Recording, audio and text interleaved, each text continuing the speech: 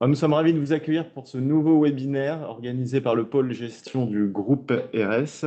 Donc, je suis accompagné de Pierre Bello, gérant de portefeuille, Jennifer Ruot, qui est analyste chez nous, et Thibaut Hergent, qui est directeur marketing. Bonjour à tous. Donc aujourd'hui, le sujet, on va faire un focus sur la gestion pilotée qui est présente dans nos différentes offres, retraite collective, mais également retraite individuelle. Nous allons être ensemble pendant à peu près 45 minutes et on répondra au fur et à mesure, à la fin, une séance de questions-réponses. Donc, je vous propose tout de suite de partager la présentation. Donc, on va vous rappeler la gestion pilotée du plan d'épargne entreprise à 5 ans, le principe et fonctionnement. On va rentrer dans les différents profils que nous proposons et les allocations.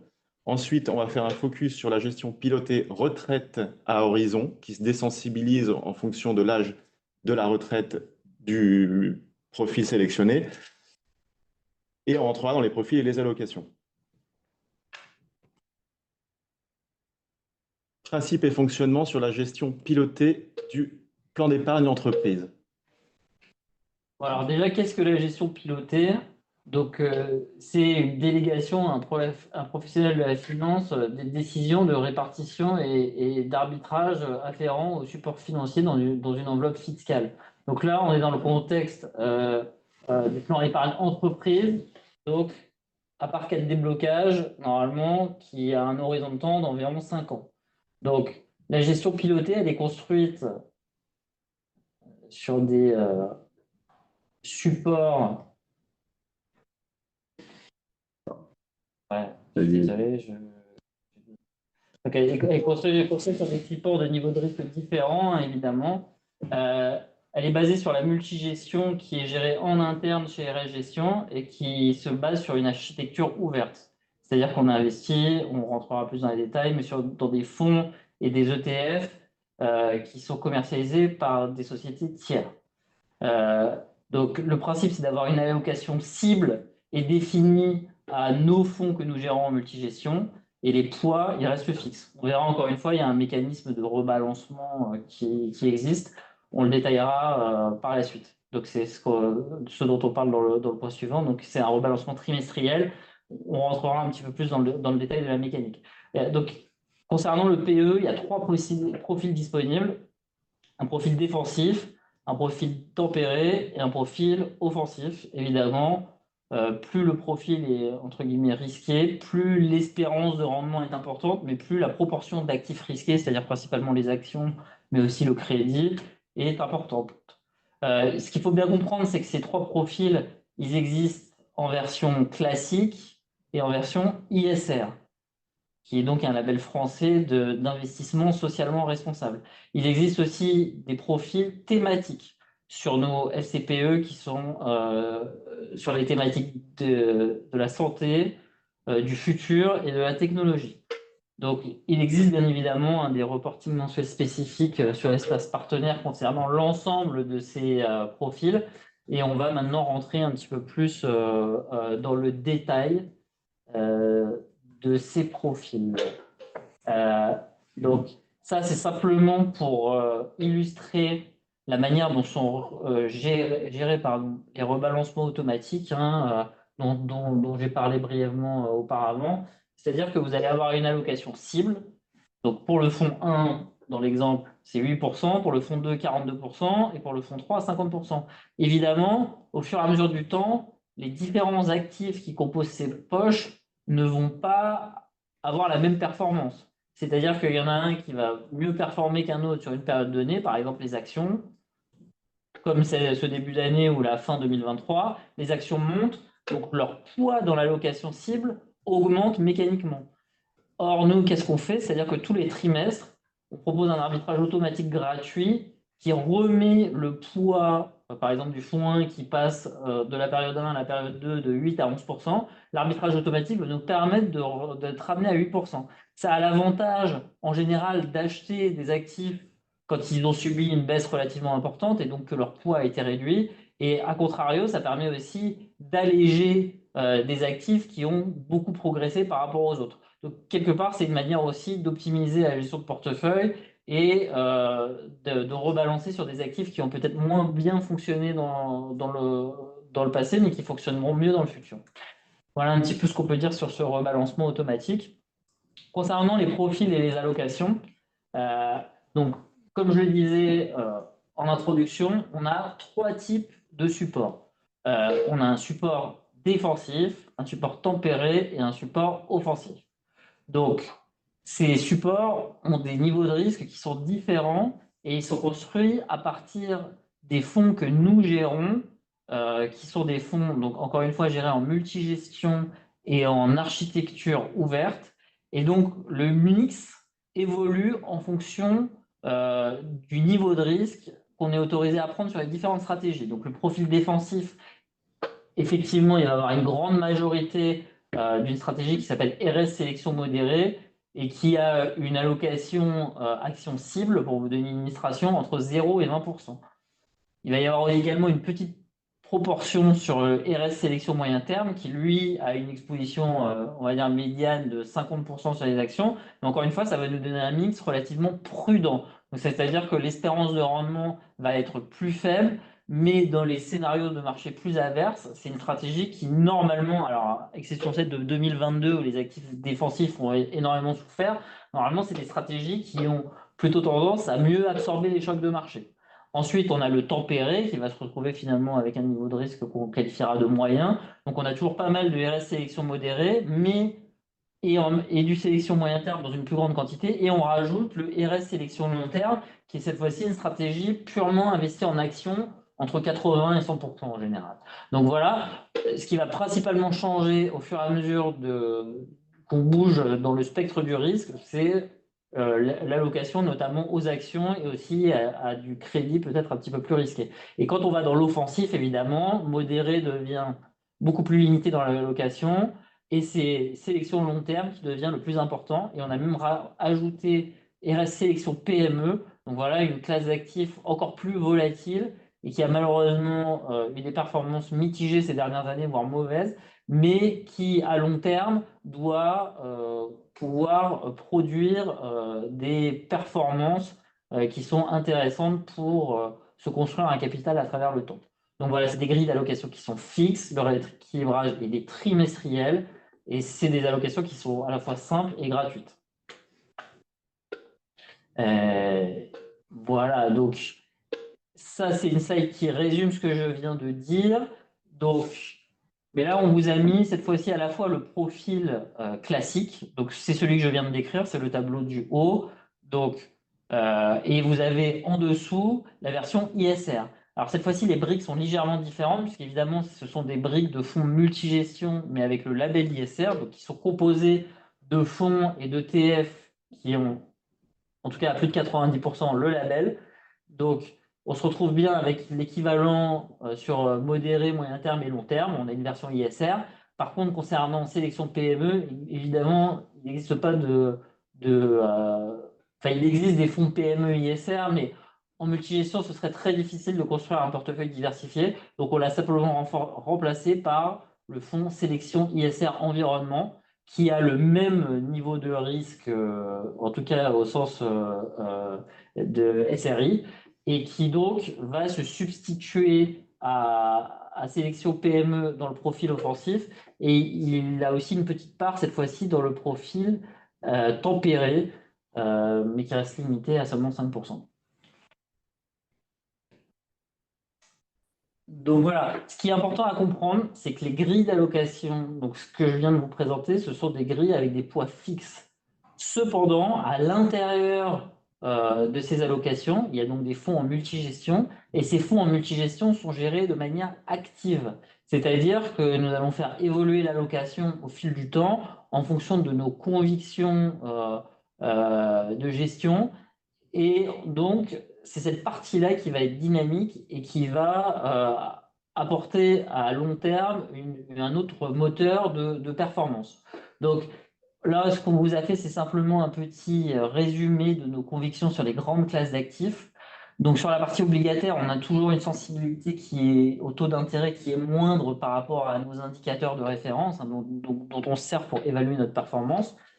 Tout simplement parce que on a quand même toujours pas mal d'inflation Et on pense que le marché est toujours probablement un petit peu trop agressif sur ses attentes en termes de baisse des taux d'intérêt cette année. Donc on pourra avoir encore des mauvaises surprises et probablement des taux qui vont rester plus hauts plus longtemps. Et alors le positionnement par contre sur la partie obligataire, il est toujours inchangé, c'est-à-dire qu'on a un mix entre le crédit et l'emprunt d'État, mais on est quand même majoritairement sur du crédit de bonne qualité et de court terme. Pourquoi? Parce qu'on a une sensibilité au taux d'intérêt limité et on a un portage, c'est-à-dire que le taux d'intérêt qu'on touche pour détenir ces positions, il est relativement confortable à l'heure actuelle. Si on prend la partie monétaire, là c'est pareil, le monétaire rémunère très bien en zone euro actuellement, hein, proche de 4%.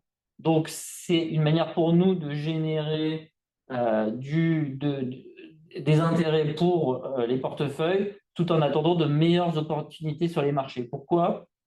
Parce que la partie action, ça ne vous aura pas échappé, depuis quelques mois, même depuis 6 mois maintenant, les marchés actions sont énormément montés. Donc au fur et à mesure qu'ils montent, nous, on a tendance à baisser notre exposition, ce qui fait qu'actuellement, on est en sous-exposition des portefeuilles par rapport aux indices, en attente de meilleures opportunités de réinvestissement. Deuxièmement, les décisions de gestion qu'on a prises, c'est d'être surpondéré sur des fonds monde, c'est-à-dire on va avoir une allocation à des actions américaines, japonaises, australienne, canadienne, etc., plutôt que de l'Europe.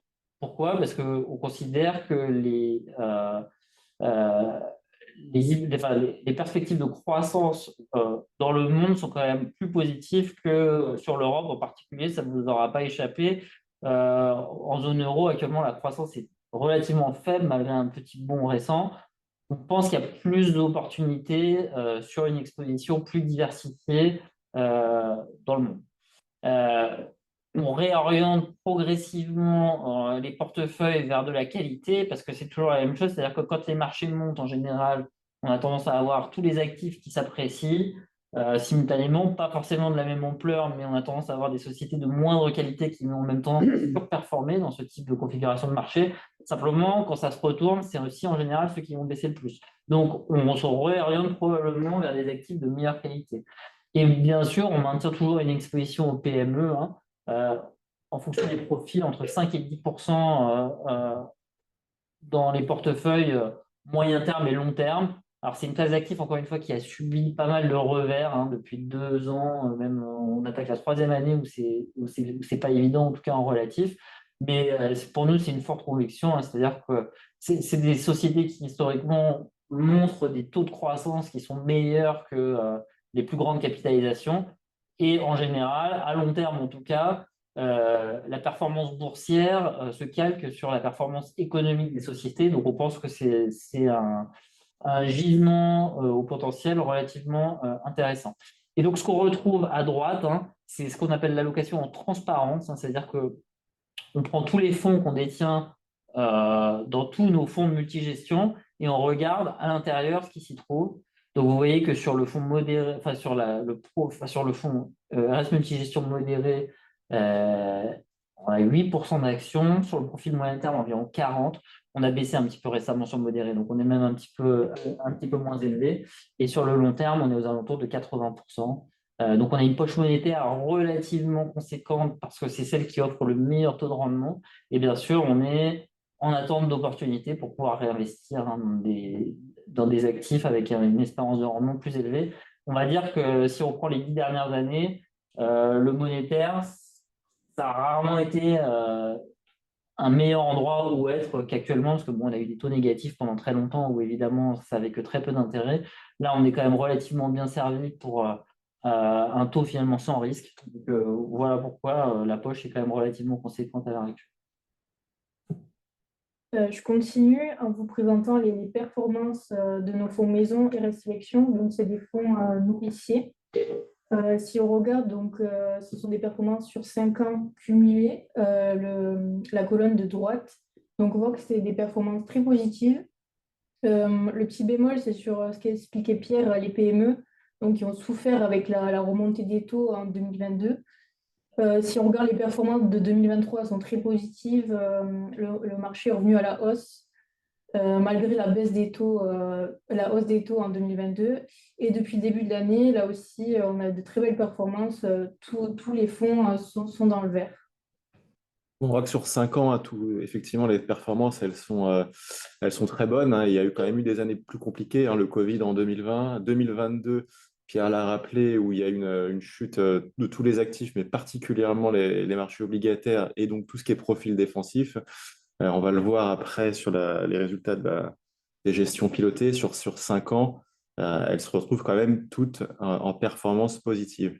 Ce qui est important, c'est un reporting que vous retrouvez, hein, là, sur l'espace partenaire, de regarder. Ce sont les graphiques en bâtonnet à gauche, donc les barres bleues, vertes et oranges, qui montrent la performance de cette gestion pilotée conservée sur 5 ans. Et donc, ce n'est pas une photo à l'instant T, mais c'est bien plusieurs points de données mensuellement qu'on glisse. Et vous voyez que dans la plupart des périodes, la performance a été positive, même très nettement positive, hein, entre 15 et 20% suivant les profils, même au-delà pour le profil offensif. Il y a eu des périodes où sur 5 ans, on a connu des occurrences négatives. Ça se passe souvent quand il y a un choc de marché, hein. C'est d'ailleurs là où on a le plus souvent des questions de votre part, où on est sollicité. On a été sollicité en 2022, on a été sollicité en 2020 également. Ce n'est pas dans ces moments, effectivement, qu'il faut paniquer. C'est plutôt des opportunités, hein, pour nous, gérants, de revenir sur les marchés. Voilà, nous, on attend un petit peu une consolidation. C'est pour ça qu'on a beaucoup de monétaires qui nous permettrait de renforcer les expositions des portefeuilles. Mais ça arrivera dans le temps, c'est arrivé dans le passé. On reconnaîtra peut-être aussi des moments plus compliqués. Là, pour l'instant, on est sur un cycle où, sur 5 ans, cette gestion pilotée donne de belles performances. Si on regarde le track du profil offensif, il est plus court parce qu'il intègre des fonds PME et la date de création, elle a été plus tardive que les profils tempérés et défensifs, où là, c'est des profils qui ont été créés en amont avec la loi Pacte. Donc voilà, si tu peux passer au slide suivant. Je vais continuer en vous présentant donc la gestion pilotée retraite à horizon, en commençant donc par les principes. Le mécanisme qui diffère donc par rapport à l'épargne entreprise, c'est la sécurisation progressive. Donc là, il n'y a pas d'allocation fixe. Donc plus vous rapprochez de votre retraite, l'allocation va différer. On va intégrer plus de fonds défensifs. Donc, la gestion pilotée, elle dépend donc de deux critères, l'âge de départ à la retraite. Il existe là aussi trois profils de risque distincts, donc prudent, équilibré et dynamique. Et la gestion pilotée pour le plan épargne retraite, là aussi, est déclinable en gestion ISR, thématique. Et pour les fonds pérennes, il y a de l'immobilier qui est intégré.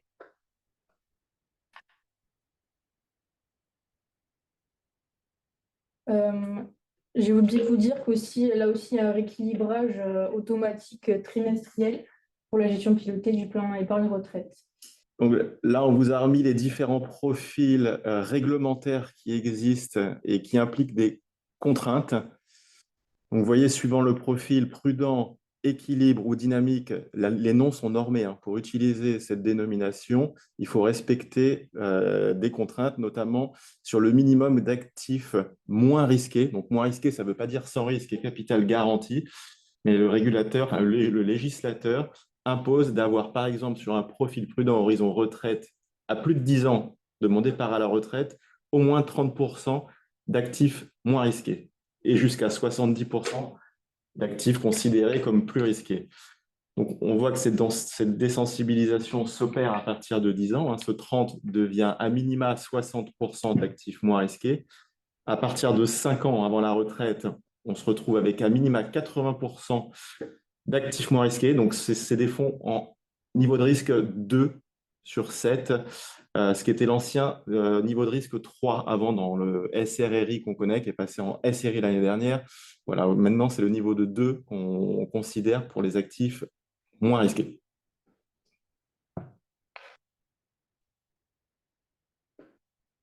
On peut rentrer dans le détail des profils et de l'allocation. Donc ici, vous avez les profils disponibles pour le PER éco, donc épargne collective. Donc ici, vous voyez les différents profils. Pour le profil prudent, on commence avec l'intégration de RS sélection modérée qu'on ne retrouve pas dans les autres profils. Et vous voyez que sur les profils dynamiques, il y a une grande exposition donc, à RS sélection long terme et RS sélection PME, les fonds les plus risqués qui sont SRI 4. Donc ici, là aussi, on est déclinable en ISR. Donc la différence, c'est comme le PAE, on rajoute notre fonds RS ISR environnement, qu'on retrouve particulièrement dans le profil offensif parce que c'est un fonds qui est très très risqué, qui investit donc sur des thématiques de l'environnement, de l'économie circulaire, de la gestion des déchets. Ici, vous retrouvez donc les profils au sein du PER1. C'est la même disposition que sur le PER éco. On a le même pourcentage d'allocation sur les différents fonds, plus qu'on est sur l'enveloppe fiscale du PER1.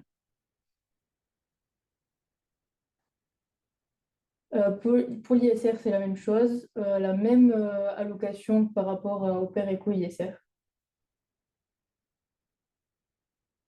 Et enfin, ici, on vous montre donc le profil du PER1 immobilier. Donc là, il n'y a pas de sécurisation progressive.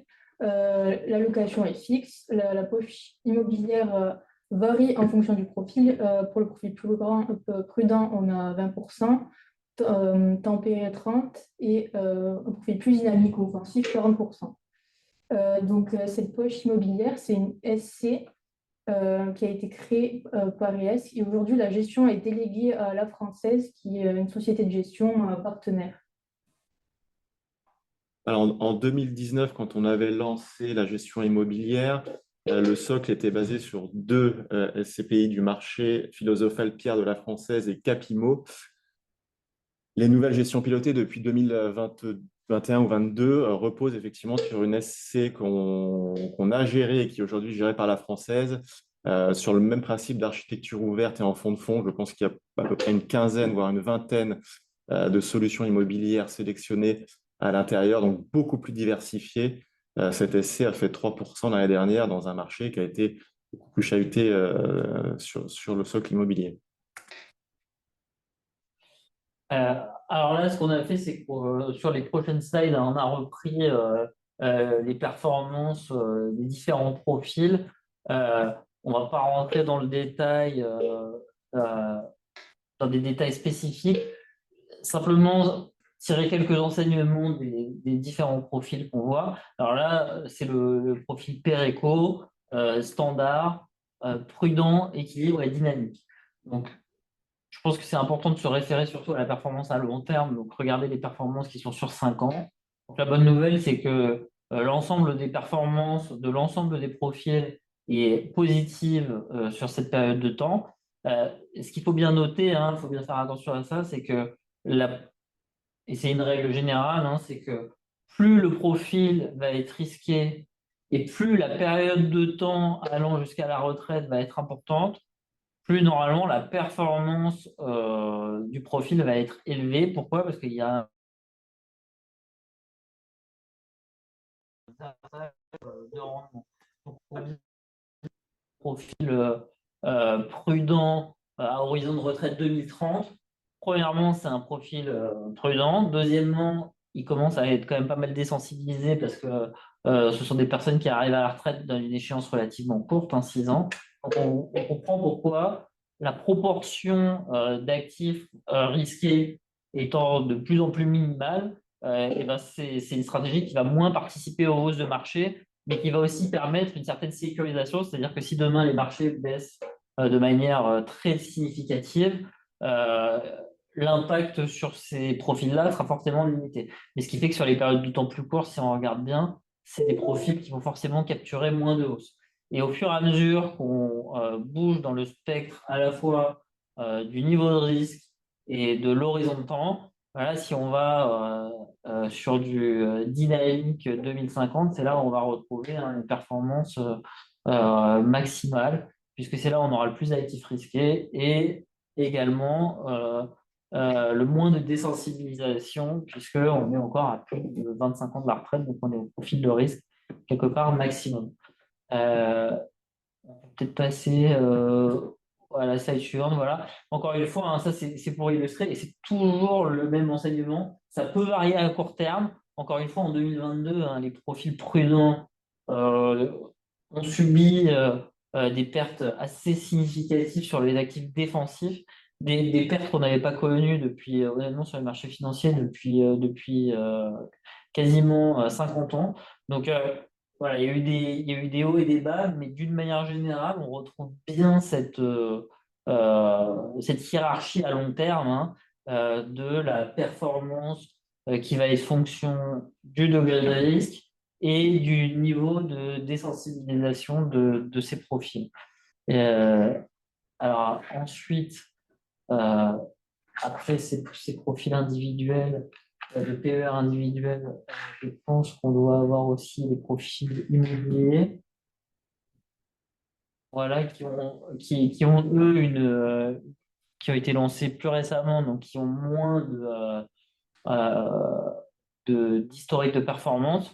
La bonne nouvelle, c'est que malgré le poids significatif de l'immobilier, qui est une classe d'actifs qui est quand même en difficulté, donc les performances sont moins bonnes typiquement que sur les profils identiques classiques, mais ça a quand même relativement bien résisté quand on voit les problèmes qu'il y a eu, notamment sur certaines SCPI, etc., même au PCI et même sur l'immobilier coté, où il y a beaucoup de sociétés qui ont perdu plus de 50% de leur valeur. La diversification fait quand même son travail et on obtient quand même des performances sur les périodes mesurées qui restent relativement positives malgré tout. Donc, et encore une fois, proportionnel un petit peu au niveau de risque que pris. Voilà. Et je te passe la parole pour parler de la loi industrie verte. Ouais, la loi industrie verte va nous faire adapter nos gestions pilotées retraite parce qu'il va avoir l'obligation de proposer au moins un profil avec des actifs non cotés à l'intérieur. C'est optionnel, mais le régulateur, le législateur prévoit aussi la possibilité de créer un nouveau profil plus dynamique, retraite dynamique plus, qui intégrera plus de nos côtés. Voilà, donc on est en discussion en interne pour voir s'il y a un appétit aussi de nos clients et de notre réseau sur la volonté de créer ce profil avec plus de non-cotés. Donc, vous avez en haut à droite le pourcentage minimum par typologie de profil d'actifs non cotés à avoir dans les grilles suivant l'âge de départ à la retraite. Donc, on voit que sur un profil équilibré à plus de 20 ans, on est à 8%, 6 sur un profil prudent, 12 sur un profil dynamique et un dynamique plus, la borne minimum de non cotés prévue est de 15%. Pour bénéficier d'un forfait social réduit sur le PER-Éco, il y a des sommes qui sont versées par l'employeur. Si on détient un certain minimum de pourcentage de titres éligibles en PEA-PME, donc qui fait tomber le forfait social de 20 à 16%, il y a une décote sur les actifs non cotés du tableau du dessus. Au lieu d'avoir 8% à 20 ans sur un profil équilibré, d'une part, si on a ces 10% de titres éligibles PEA-PME à côté, on aurait 5,6% de non-cotés minimum dans la grille. Voilà, donc c'est deux contraintes qui s'accumulent. Et donc, nous avons lancé l'année dernière un FCPE RS Private Solution côté retraite qui va permettre de combiner les deux ratios, à la fois PEA-PME et d'investissement non coté. Donc, pour l'instant, c'est en projet, mais qui est quand même bien avancé. Voilà ce que ça donnerait sur la grille équilibre. On remplacerait en octobre, à partir d'octobre, notre fonds PME de l'allocation par le fonds RS Private Solution. Ce fonds RS Private Solution détiendra aussi par transparence des fonds PEA-PME, des actifs cotés PEA-PME, mais également du non-coté jusqu'à 50%. Donc, c'est la principale nouveauté. On va recommuniquer sur ce sujet parce qu'il sera important. Le décret n'est pas encore publié, donc on vous en dira un peu plus à ce moment-là. Mais voilà, ayez déjà ça en tête, que nos grilles de gestion pilotée vont évoluer à la fin de l'année pour intégrer des actifs non cotés à l'intérieur.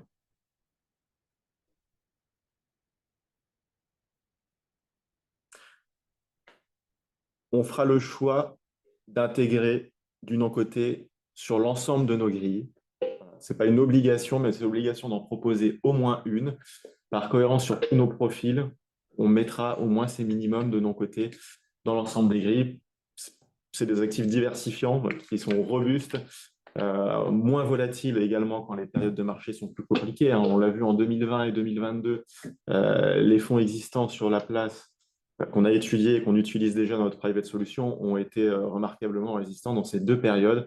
Donc pour nous, ça fait du sens dans des profils de très long terme d'intégrer ces actifs qui sont également plus sur du long terme.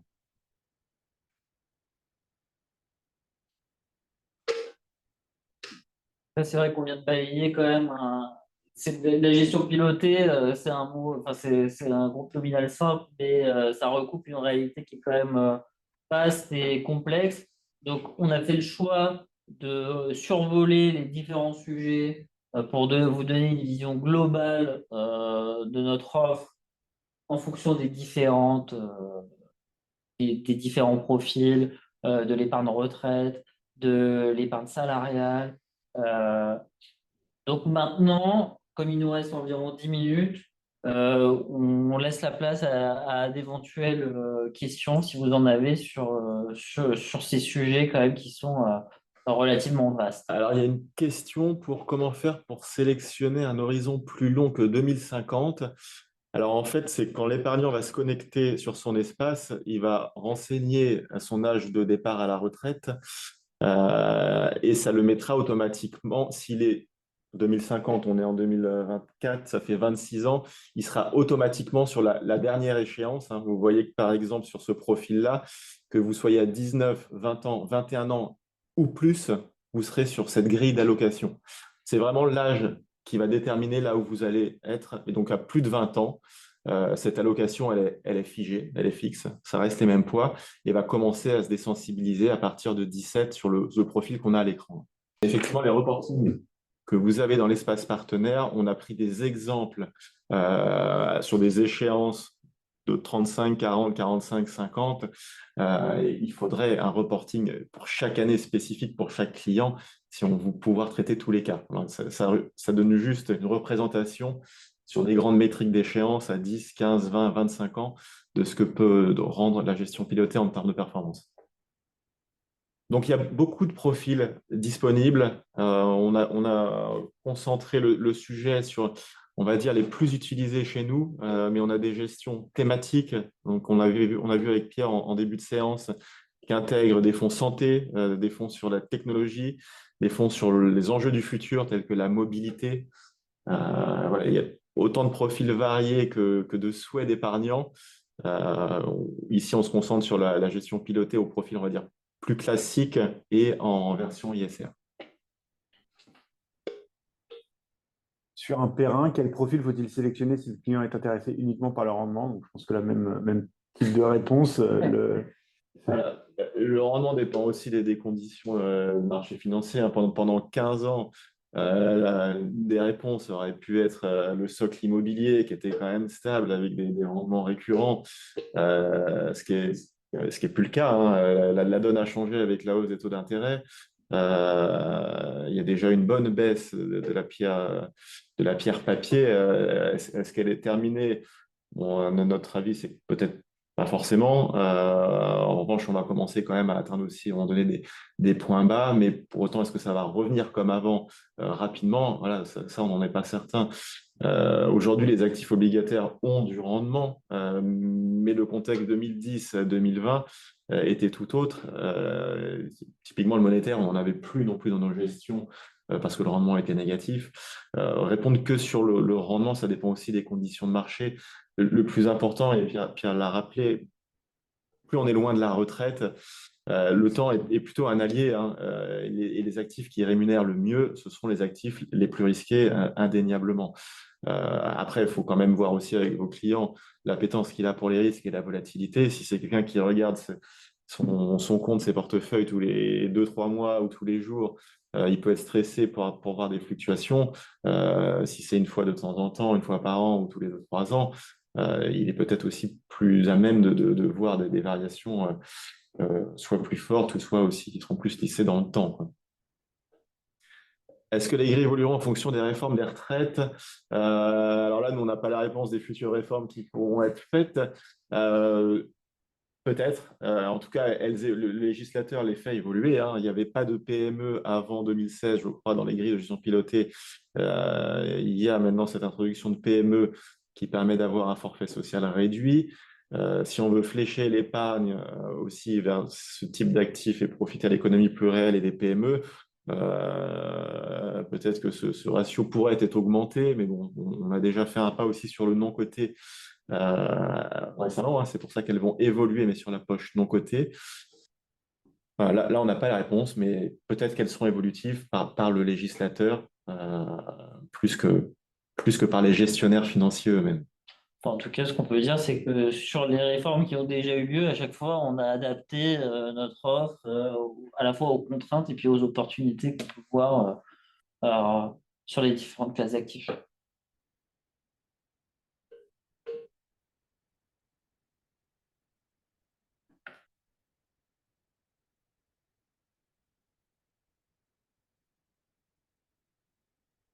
Il semble ne plus y avoir de questions. Ce qui est bien, c'est qu'on a réussi à tenir dans le temps qui nous était imparti. Donc, on peut attendre encore une petite minute, voir s'il y a une autre question. Sinon, on va prendre le temps, bien sûr, de vous remercier pour le temps que vous nous avez accordé. Et on reste bien sûr à votre disposition, hein, pour tout complément. On espère vous avoir mieux éclairé sur ces grilles de gestion pilotées. On a souvent des questions et on trouvait nécessaire de faire un webinaire sur le sujet. Voilà, ce qu'il faut bien comprendre, c'est que le plan d'épargne entreprise, à 5 ans, les grilles sont fixes. Sur des gestions maison, les fonds RS Sélection, où là, on est flexible, nous, à l'intérieur, mais les poids de la grille restent fixes. Et effectivement, sur les gestions pilotées retraite, il y a cette notion de désensibilisation, de partir sur une grille éloignée de la retraite avec des actifs plus risqués, des actions, et de désensibiliser plus on approche du départ à la retraite.